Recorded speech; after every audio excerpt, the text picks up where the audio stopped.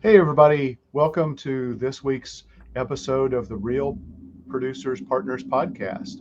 Today, I'm really excited to have Dianne Collins, who is the Real Producers publisher, and also a really interesting person. She loves to travel, I believe you're a trained chef, also a master scuba dive instructor. Is that correct? Yes, And you like to tie travel, food, and scuba all together as much as you can. Is that right? of course. Yes. Yeah, yeah, absolutely. Well, that's awesome. So I love food. I don't think I'm nearly as adventurous as you probably are in terms of my taste, but uh, but yeah. So all right. So tell me a little bit about the Real Producers publications that you work with. What markets you cover, and how you got into doing this. Real Producers. Real Producers is a monthly publication that goes out to the top real estate agents in different regions. We own several publications. We send it out monthly in a magazine form, and then we send it out digitally to the top agents. We are heavily involved on Instagram, Facebook, and LinkedIn. Then we have our own website as well. The markets that we're currently in is New Orleans, Louisiana, Metro East, Illinois, St. Louis, Missouri, and I am in the process of launching West Valley, Arizona, which is on the obviously west side of Phoenix. Okay. All right. Cool. So in your words, what problem do you solve for real estate agents and their partners? So real estate agents don't always know the right vendors to use.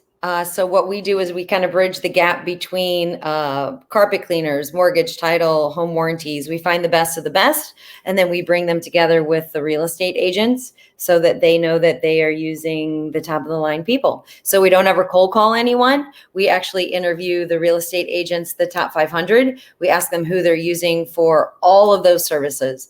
Everything from title, mortgage, carpet cleaning, air duct cleaning, medical spas, you name it, financial advisors, cleaning companies, anything that they're using. We take all these leads after somebody's been nominated or suggested, 2 or 3 times. Then we reach out to those vendors. We never just randomly see a commercial on TV and call that person. You have to actually be suggested to us by a top producing agent. Okay. So how do you identify the top producing agents? We use the standings of last year. Okay. We have to be a top producing person from last year. And then Okay. we go through the list. Then we contact them. And so to be on the cover, you actually have to be one of the top 50 to 75 of last year. Okay. In our publication, you can't pay to be in the magazine. You have to be a top producing agent. You have to be nominated by a top producing agent, or you have to just be very well liked in the community. Okay. All right. Awesome. So tell me about something that you've done in regards to marketing or strategy that has really been a key to success in your business. We hold exclusive events. So we do a monthly happy hour that is with one of our partners, John Morgan, with Premium Cabinets, which is in Fenton. It's a big showroom of kitchen bath. It's amazing space. So we do a monthly happy hour there that we invite all of our partners and real estate agents to. We currently do a partner realtor lunch. We do out in O'Fallon. So we kind of break up where we do our events. So we hit different people. And in that lunch, we bring in agents who have been in the magazine or who are coming up in the magazine. The partners buy their own lunch. I pay for the realtors. And it's a way for our partners to get to know the realtors personally. So it's agents who have been in or coming up in the magazine. And then we hold big quarterly events. So our partner lunches are about 30 people. Happy hours are 40 to 60, just depends on the season. And then our quarterly events are usually 100 to 200 people. So we really provide small, medium, and large events, depending on what your personality is. Okay. And then our big events, we have food, drinks, valet parking. We've done live music. We've done DJs. We've done them at the Lamborghini dealership, Rock and Brews. We just do them in all these different unique venues. Everything we do is usually during the day. So it just creates a great atmosphere for real estate agents and our partners to network. Okay. And do you do those in each of the four markets that you mentioned? St. Louis right now is the where we're doing the happy hours and the partner lunches. Everything else right now is doing the quarterly events. But Okay. then as we grow, they'll get more events. Yeah. Okay. All right. Mhm. Cool. So let's hop back over to more personal stuff here. So tell me the most interesting place you've been to, and what were you doing there? Oh, I don't know. I used to live in Guam. I lived in Guam for 7.5 years, so that's an interesting place. People right now are always talking about the gas prices. Gas in Guam was 4.85 every day, all the time. So this gas price doesn't even faze me. A Right. gallon of milk in Guam is $8. So everything is imported. So what's happening right now is not phasing me.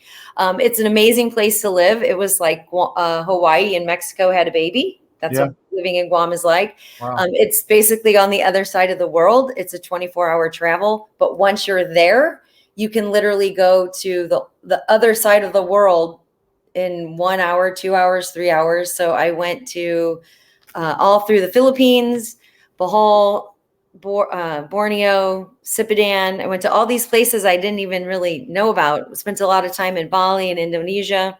But then recently went to Africa. Recently I've been traveling more. I went to France, took my mom to France for 2 weeks, went to Ireland for 2 weeks. So I've gone to so many places. I just like to experience other cultures. I think one of the most interesting places is going to third world countries, which is Philippines, Indonesia, and seeing how people live. Yeah. Uh, Guam isn't a third world country, but things cost so much there. You really realize how the US is so materialistic. It causes me a little anxiety. I don't go to Walmarts. I don't go to Sam's. I don't go to Costco's, things like that. It just overwhelms me with the materialistics of stuff. So I'm Yeah. a minimalist. Okay. Can't say it. Yeah. Yeah. Cool. So of all of the places that you mentioned, what's the top place that you haven't been to yet that you want to go to? I'm going to Greece and Turkey in Okay. 2023. Okay. So Greece, I think, is my bucket list. Okay. All right. Cool. Yeah. That sounds awesome. I would love to go there someday.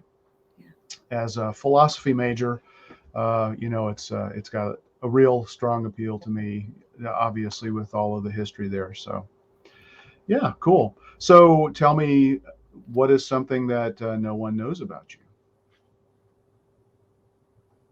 They will after this. They will. Some people know. I was the host of a TV show in Guam called Diver Below. So we used to take people on group trips. So you would sign up for a trip. You would sign a waiver. I had a camera guy and an audio guy, and they would basically start filming us from the second we got on the plane to the time we got to the hotel. We'd walk you through the hotel. They would video us eating and diving and whitewater rafting and riding elephants and everything that we did on the trip. And then when we would come back, it would be on TV. And in that area, there's not a lot, you don't get the normal stations, especially on the outer islands. And so the show ran all the time. And it was very interesting being that popular in such a small little island. So yeah, I was the host of a TV show, and then PBS Asia picked it up, and they merged it with another guy who did hiking, and so they merged a water show and a hiking show, and now it's like famous in Asia. I have no idea, and it's translated into Japanese. So Wow. I've never Well, seen it, but it's there. It's out there. yeah. Are episodes available I don't online? even know. I've never researched it. It was something I did. Yeah. Yeah. All right. Cool. Yeah, that sounds interesting. So, how in the world did that come about? I worked so when I left St. Louis, I went to Fort Lauderdale and I became a scuba diving instructor. And I lived there for 3 months, and they basically do job placement and said, you can go anywhere you want. So I went with a friend, and we ended up going to Guam, and I worked in the dive shop. I started a kids scuba diving camp and became their marketing director. And then the woman who did the travel agency part, it had never been open before. She had been doing it for 17 years. And she was moving back to the States for her grandkids. And they said, listen, you've started this kids scuba diving camp. Like you're doing things people aren't doing. Like you're kind of this unique rainbow unicorn. Why don't you do this? We'll give you an assistant. And I said, okay. So I started doing it. And then they were like, here you go. You get to be the face of the dive shop. And I met Stan Waterman, who was the founder of Aqualung, and brought him into Guam and would throw big events for 500 scuba divers. And then it just kind of took off, and I absolutely loved it. I had no intention of ever coming back to the States, but my mom got sick, and so I came back. So here I am. Yep. But your mom's fine. Oh, my mom's fine. Yeah, she's an assistant in the magazine. If you do anything with me, she's my little sidekick. We call her Little Harris. So. All right, cool. So I know you're a big reader. What are some recent books that you've been reading, or is there a book in particular that you want to just kind of shout out that's had a really big impact on you, either personally or professionally? You know what? I'm actually reading right now. It's called Your Perfect Self. And it's just talking about expectations that people put on you, your own expectations, how to deflect that, how to find your true self, how to listen to your inner voice, how to kind of weed out the world and focus in on you and find your true happiness. And then I actually am just starting a Bible study with one of my friends. We're just starting that today on Gospel of John. So I'm always reading something. Yeah. One of the things that I love my job is in digital marketing, but one of the things that has become challenging for me is the pace of change in digital marketing has been so fast that I don't get to read for pleasure as much as I used to and want to. I read so many articles. I don't read books very much anymore. That's really frustrating for me. So, but reading is really, really important. So it is. And I go through phases. I go through work phases where that's all I read. And then you get oversaturated. And then I've been going through a lot personally. So it's like, okay, let's go personally. So I just read a book, The Right Relationships and the Wrong Relationships. So just stuff like that. And then how to be perfectly you kind of a thing. And so you kind of go through phases of time, I guess. Yeah. And then I'll go back to work stuff. Yeah.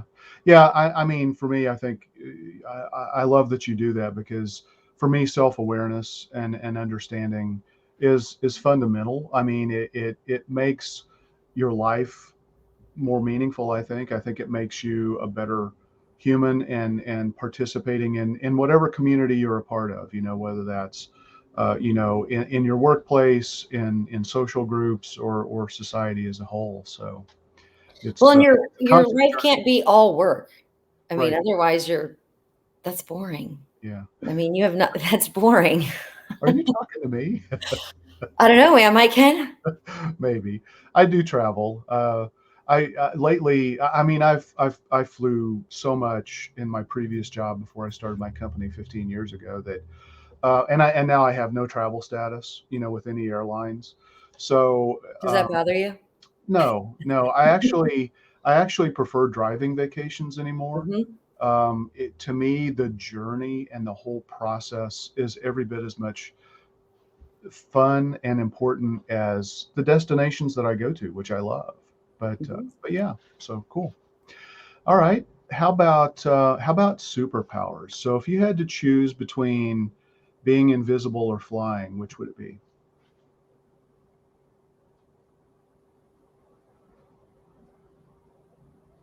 Flying. Okay. Flying. Why? Then go places. And get there faster. But you've already been able to fly on a plane. I've never been to the Grand Canyon. I've never been to Niagara Falls. There's places in the United States I want to go, so I can just fly there. Yeah. I don't know if you've seen any of the drone footage, of like Yellowstone with the flooding and all that kind of stuff, but it would be so just cool. Tell me about that. It would be so cool to be able to do that and just kind of fly over places like that. So there's certainly a lot of appeal, but since I've flown, I think being invisible would be really interesting, because I've never been invisible as far as I know. I think I would use being invisible for not good, evil. I'd sneak up on people and Yeah. scare people. I'm sure there would be a lot of temptation. I would have shenanigans with that. So I don't need to do that. Yeah, yeah. Good point. Good point. So, all right. What's the strangest thing in your refrigerator? Um, Strangest thing in my refrigerator. Um, strangest. Okay, I have an addiction to Pizza Hut thin crust jalapeno bacon pepperoni. Okay. So I would say that, or I don't know, fish sauce. I don't know if people know what that is, but fish sauce is a very disgusting product. If you ever watch how it's made, Ooh. it's a Filipino thing. If you watch it, you'll probably never eat it. It's very interesting. But It's I an mean, Asian thing. but it's used in a lot of dishes, right? It is. It's in a lot of Thai food. Yeah. Yeah. Okay. All right. All right. So, if you had just one ask, what would that be of our viewers and listeners?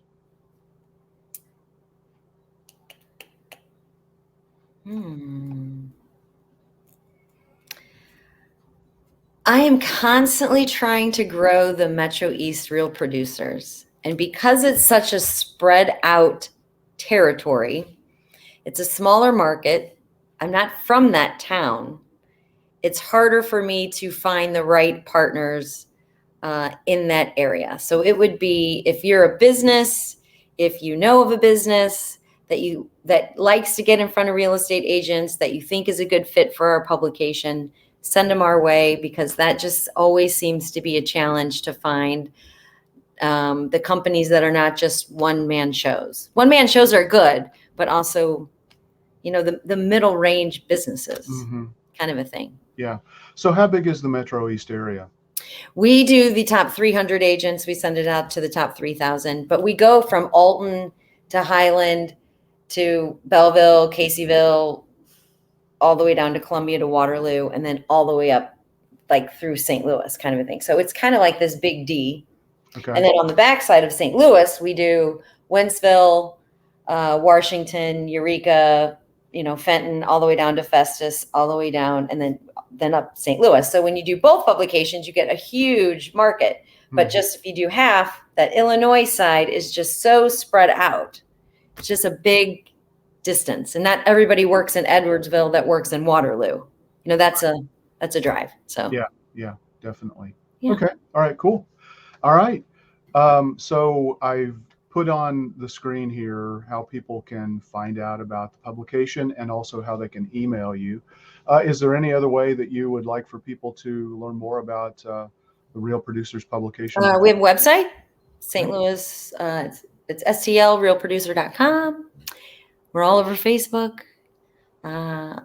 Just so people know, I have an assistant that posts on Facebook for me. That is not always me, because people say, how do you do that? I have people that do that. Yeah. Yeah. And that's key. It is key. It is key that you can't go a day without seeing Real Producers on Facebook. But that's the whole point of what we do. It's like we're PR people for our partners. That's what we get paid to do, is help you be popular. You, Ken, are now going to be popular because Ken is now partner of Real Producers. He creates websites. He's going to help me make ours wonderful. Yeah. Yeah. I'm excited about that. So, yes. Yeah, I am too. very much. Yeah. And we're probably going to change the name of our website. We're just, I don't know. I don't even know how to do that. Yeah. Yeah. We can Big deal. Yeah. It's a big deal running a business. It's hard. You got to have a little tribe of people that help you be successful. And absolutely. I'm glad you're on our team, Ken. Yeah. Well, I'm happy to be on your team. And like you mentioned, if you're changing the name of your website, it's not just as simple as swapping out the URL. If you want to preserve all of the search engine optimization that you've built up, and people bookmark links, and so you have to map all that stuff properly. So it really does require a little bit of that's like so I can teach you how to make fettuccine Alfredo. That's what I can do for you. Yeah. All that other stuff. Yeah, I hear you. Well, and I do a lot of cooking, but nothing sophisticated. So All right. All right. Awesome. Well, thank you so much, Dianne. It was really great. It's always great catching up with you and talking with you. So, and I invite all of our partners, all of our realtors, jump on the podcast, do it. Yep, Let absolutely. let us blow you up. Yeah. Okay. All right. Thanks. Thank you. All right. Have a great day.